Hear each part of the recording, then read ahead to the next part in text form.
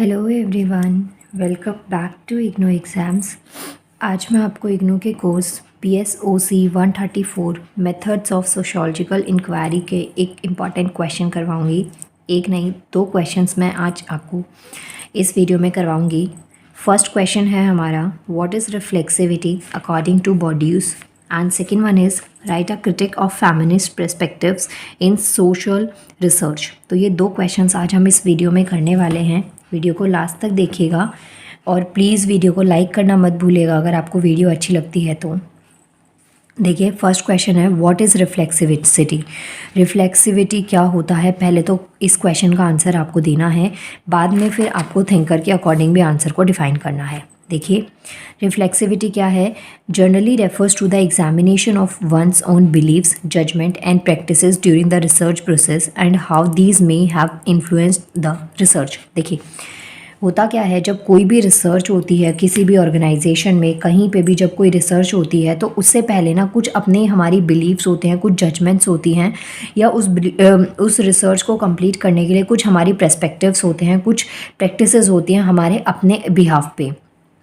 तो जैसे एग्जाम्पल से, कॉमन एग्जाम्पल से मैं आपको समझाती हूँ। जैसे कि मानिए कि आप कुछ खाने का बनाते हैं, तो खाने का बनाने से पहले जो नॉर्मल डेली बेसिस पे बनता है उसका आपको आइडिया होता है, लेकिन जब आप कुछ नया बनाते हैं तो उससे पहले आप एक अलग से प्रिपरेशन करते हैं, प्लस उसकी इमेज एक अलग तरीके की आपके दिमाग में क्रिएट होती है, और फिर उसके बाद में अगर आप बहुत अच्छे शेफ़ हैं तो आप अच्छा बना लेंगे, कुछ जैसा सोच रहे हैं वैसा बना लेंगे। लेकिन अगर आप मेरे जैसे कलाकार हैं तो बिल्कुल भी नहीं बनेगा, वो जो आप सोच रहे होते हैं एग्जैक्टली वो सेम नहीं बनता है। तो यहाँ पे यही आपको समझा रखा है कि जो रिसर्च प्रोसेस होता है उस टाइम पे ना अपने जो खुद के बिलीव्स होते हैं, कुछ जजमेंट्स होती हैं, जो प्रैक्टिसेस होती हैं, उनको एग्जामिनेशन करना ना वो रिफ्लेक्सिविटी होता है। और इनको एग्ज़ामिन करने के साथ साथ में ये चीज़ को भी एग्ज़ामिन करना कि जो भी आप प्रैक्टिसेस कर रहे हैं या जो भी डिसीजन आप अभी ले रहे हैं अपनी रिसर्च के स्टार्टिंग में ही, उसके क्या कॉन्सिक्वेंस हो सकते हैं, या फिर जो रिसर्च है उस पर उसका क्या इन्फ्लुएंशन, वो उस रिसर्च को कैसे इन्फ्लुएंस करेगा। तो ये सब पॉइंट से आप अपने आंसर को कंप्लीट करेंगे। इसके अलावा ये एक बहुत ही इम्पॉर्टेंट है, it is very important in sociology, so as to keep the result objective और टू अटेन ऑब्जेक्टिविटी। तो ये चीज़ जो है ना, ये बहुत ज़्यादा इंपॉर्टेंट है किस चीज़ में, सोशोलॉजी के अंदर। तो जब हम क्वांटिटेटिव और क्वालिटेटिव मेथड्स को मिक्स कर देते हैं, किस चीज़ के लिए, उनको इंक्रीज़ कर देते हैं। जैसे कि क्वालिटेटिव का मतलब क्या, आप किसी चीज़ की क्वालिटी पे डिपेंड कर दें, क्वालिटी को रेफर दे रहे हैं या क्वालिटी को इंपॉर्टेंस दे रहे हैं, क्योंकि कोई भी आपको काम करना है तो आप ये देख रहे हैं कि वो कितना अच्छे से आप उसको कंप्लीट कर पा रहे हैं, चाहे कम करें लेकिन वो जितना भी करें वो बहुत अच्छे से करें। तो ये चीज़ आती है हमारी क्वालिटी में, जो कि हम एग्जाम से पहले जो टाइम होता है ना 1 मंथ या 2 मंथ्स का, तब जो हम स्टडी करते हैं ना वो हमारी क्वालिटेटिव स्टडी होती है। लेकिन एग्जाम से जस्ट 1 दिन पहले या 2 दिन पहले जो हम पढ़ते हैं ना वो हमारी क्वांटिटेटिव स्टडी होती है 90%। मतलब कि हमें क्या होता है, एक बुक आ रही है ना तो उस पूरी बुक को ही करना है। अब जैसे आप सबका मैं एग्जांपल लूँ, कई ऐसे स्टूडेंट्स हैं जो मुझे कमेंट करते हैं वीडियोस के लिए, तो जिनकी वीडियोस जिस सब्जेक्ट की मैंने कम डाली है उसका ही एग्री, लेकिन जिसकी वीडियोस ही मैंने 30+ डाली हुई हैं, इतने सारी वीडियोस मैंने अपलोड करी हुई हैं, तो और नहीं आप डिमांड कर रहे हैं, तो सिलेबस तो नया कुछ नहीं होगा, नई थ्योरीज तो मैं उसमें देने वाली नहीं हूँ।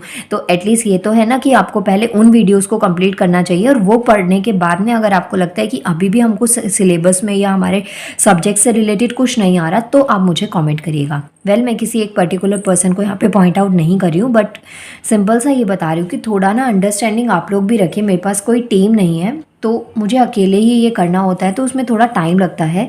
सो आप सबकी साइड से थोड़ा कोऑपरेटिव होना चाहिए आप सबको, कि जिनका बिल्कुल भी सब्जेक्ट मैंने अपलोड ही नहीं करा है उनको उनकी वीडियोस मिले, जिससे कि इतना तो हो कि वो पेपर में क्वेश्चंस को अटेम्प्ट कर पाएँ। चलिए नेक्स्ट हम ये टॉपिक पे आते हैं। सो यहाँ पे क्या चीज़ है, क्वांटिटेटिव और क्वालिटेटिव में, आई होप आपको समझ में आया होगा। क्वांटिटेटिव का मतलब जहाँ पे आप क्या देख रहे हैं, आप उसकी क्वांटिटी, अमाउंट पे बात करते हैं, और क्वालिटेटिव का मतलब क्या है, आप उसकी स्पेशलिटी देख रहे हैं या वो चीज़ कितने अच्छे से हुई है, ये चीज़ आप देखते हैं। तो ये जो चीज़ें हैं ना, दोनों चीज़ें हमारे लिए इंपॉर्टेंट है, और पॉपुलर लेवल पे इसको जब हम इंक्रीज़ करते हैं, मिक्सिंग कर देते हैं, तो ये एक इनसफिशिएंट थ्योरेटिकल रेशनल बन जाता है किसी भी ऑर्गेनाइजेशन में या कहीं पे भी किसी भी काम को या रिसर्च को करने के लिए।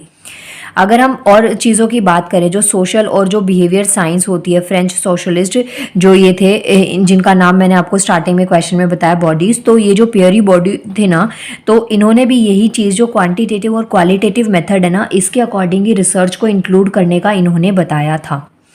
इसके अलावा जो जो ये थे हमारे फ्रेंच सोशोलॉजिस्ट पेरी, जो इन्होंने क्या चीज़ बताई थी कि जो मेथडोलॉजिकल रिफ्लेक्सिविटी होती है ना, उसको इम्फेसाइज किया था इन्होंने, मतलब कि जो इसके कॉन्सिक्वेंस है कि किस तरीके से हमारे लिए इम्पॉर्टेंट है, तो ये चीज़ें इन्होंने अपनी थ्योरीज़ में दी थी। इसके अलावा जो रिफ्लेक्सिव सोशोलॉजी होती है ना, वो इस चीज़ से भी इलाबरेट होती है कि जो भी हमारा सेल्फ रिफ्रेशनल मेथोडोलॉजी होती है, मतलब कि आप कितने अकॉर्डिंग पे आप सोशल रिसर्च कितने अच्छे तरीके से कर सकते हैं, अपने लेवल पे आप कितनी चीज़ों को या डेटा को कलेक्ट करके आप किसी भी थ्योरी को दे सकते हैं या आंसर को लिख सकते हैं।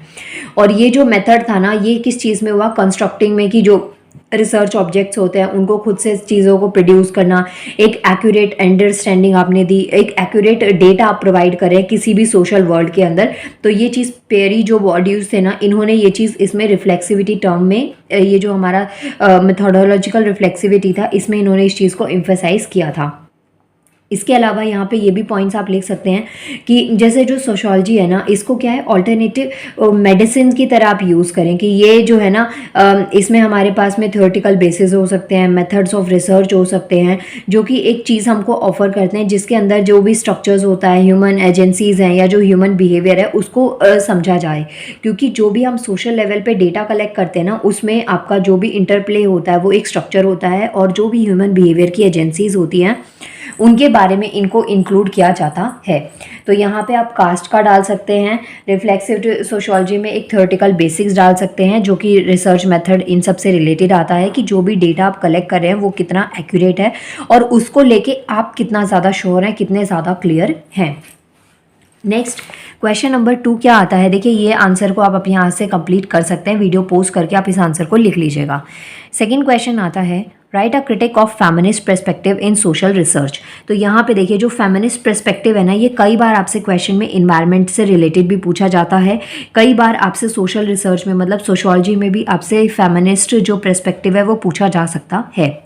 सो यहाँ पे आपको क्रिटिक्स बताने हैं किसके, फेमिनिस्ट पर्सपेक्टिव के सोशल रिसर्च के अकॉर्डिंग। तो जो फेमिनिस्ट सोशोलॉजी है, पहले तो आप इसको डिफाइन करेंगे, तो ये क्या है, is an interdisciplinary exploration of gender and power throughout the society.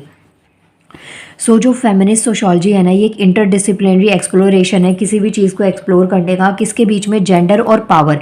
जो सोसाइटी के बीच में क्या होता है, जेंडर डिस्क्रिमिनेशन आपको बहुत ज़्यादा देखने को मिलेगा। जैसे कि एक मेल है, एक फीमेल है, दोनों सेम ऑर्गेनाइजेशन में वर्क करते हैं, दोनों का वर्किंग आवर सेम है, लेकिन स्टिल आपको कहीं जगह पे ये देखने को मिलेगा कि जो फीमेल है ना, उनको कम अमाउंट पे किया जाता है, और जो मेल है ना, उनको काफ़ी ज़्यादा अमाउंट पे किया जाता है, क्योंकि हम लोग एक मेल डोमिनेंट सोसाइटी में रहते हैं।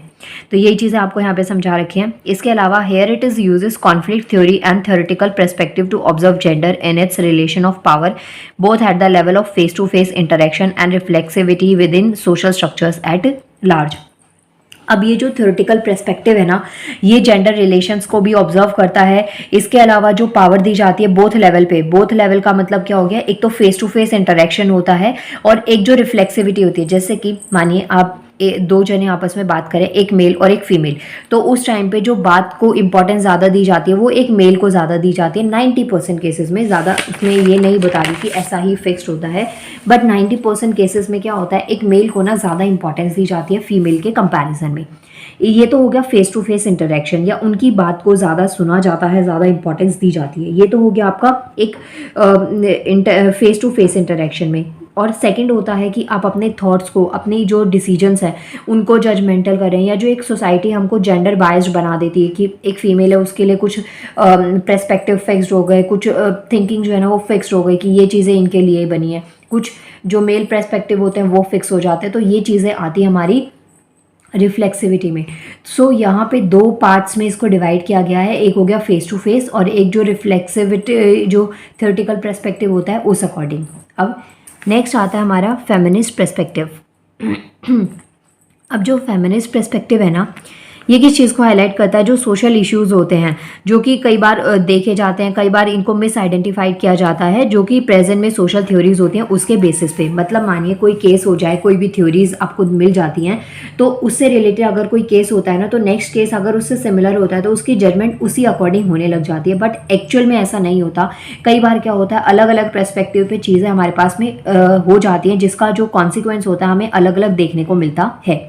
लेकिन ये जो फेमिनिस्ट पर्सपेक्टिव है, इसमें आपको यही चीज़ समझा रखी है कि कई बार ऐसा नहीं होता है। मतलब कई बार ऐसी सिचुएशंस नहीं आती हैं, उनको ऑब्जर्व कैसे किया जाता है कि कोई सोशल इशू है उसको ओवरलुक कर लिया, देखा गया, या फिर उसको मिस आइडेंटिफाई कर लिया, तो जो सोशल थ्योरी है उसके बेसिस पे ही तो ये चीज़ें आती हैं। फॉर एग्जाम्पल, इसको ना मैं आपको बेसिक एग्जाम्पल से समझाती हूँ।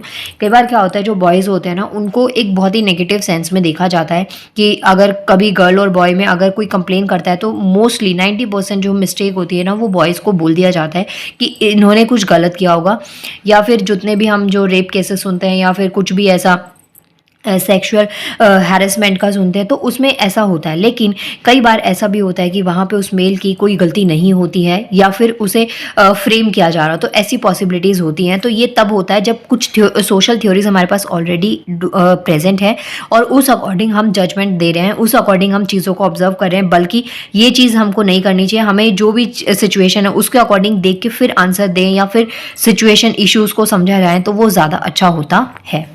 तो जो फेमिनिस्ट पर्सपेक्टिव है ना, तो यहाँ पे यही बता रखा है कि जो सोशल इश्यूज होते हैं उनको हाईलाइट किया जाता है।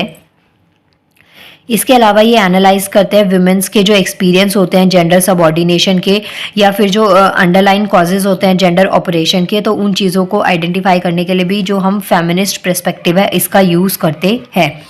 बहुत सारे ऐसे डिपार्टमेंट्स हैं जहाँ पे फीमेल्स के लिए एक अलग से डिपार्टमेंट बनाया जाता है, जहाँ पे उनकी बातों को सुना और समझा जाए।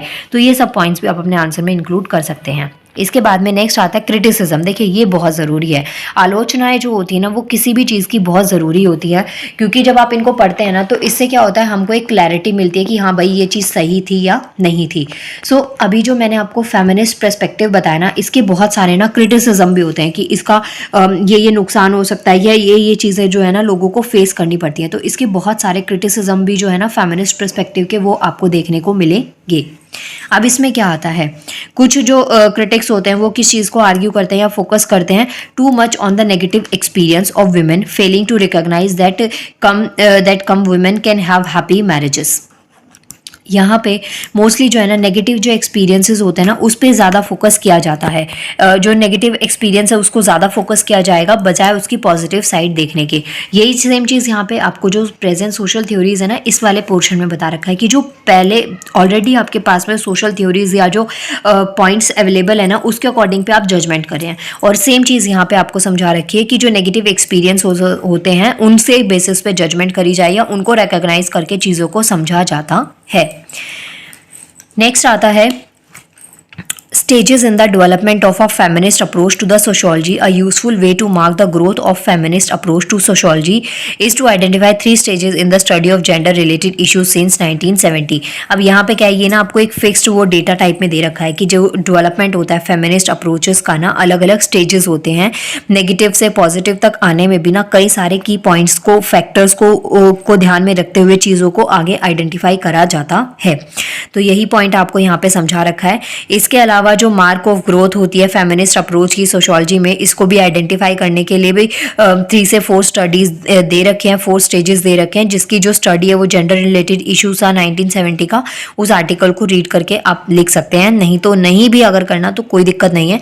इस आंसर में इतने की पॉइंट्स मैंने आपको बता दिए कि इससे अपने आंसर को आप कंबाइन करके कंप्लीट कर सकते हैं। जैसे कि आप यहाँ पे पहले फेमिनिस्ट सोशियोलॉजी का इंट्रोडक्शन देंगे, उसके बाद में ये बता देंगे पर्सपेक्टिव क्या होते हैं, इनमें और भी पॉइंट्स को आप ऐड कर सकते हैं। इसके बाद में लास्ट क्रिटिसिज्म हो गया। मतलब ये जो आंसर है ना ओवरऑल आपके पास में कंप्लीट है, 3 पार्ट्स में डिवाइड करके। सोशियोलॉजी क्या होती है उसको डिफाइन करेंगे, फेमिनिस्ट सोशियोलॉजी, फिर पर्सपेक्टिव, और लास्ट में क्रिटिसिज्म। आंसर में क्रिटिसिज्म, कंक्लूजन, ये चीज़ अगर आप ऐड करते हैं ना तो आंसर आपका ऑलमोस्ट कंप्लीट माना जाता है। और ऑलमोस्ट मैं इसलिए बोल रही हूँ कि आप कितनी शीट्स और कितने पॉइंट्स को उसमें ऐड ऑन कर रहे हैं। आई होप आपको आज की आपको ये वीडियो अच्छी लगी होगी। सो प्लीज़ वीडियो को लाइक करिएगा। BSOC 134 था ये, एंड जितना मैक्स टू मैक्स हो सकता है वीडियोज़ को शेयर करिएगा। नाउ मिलते हैं नेक्स्ट वीडियो में। Thank you so much.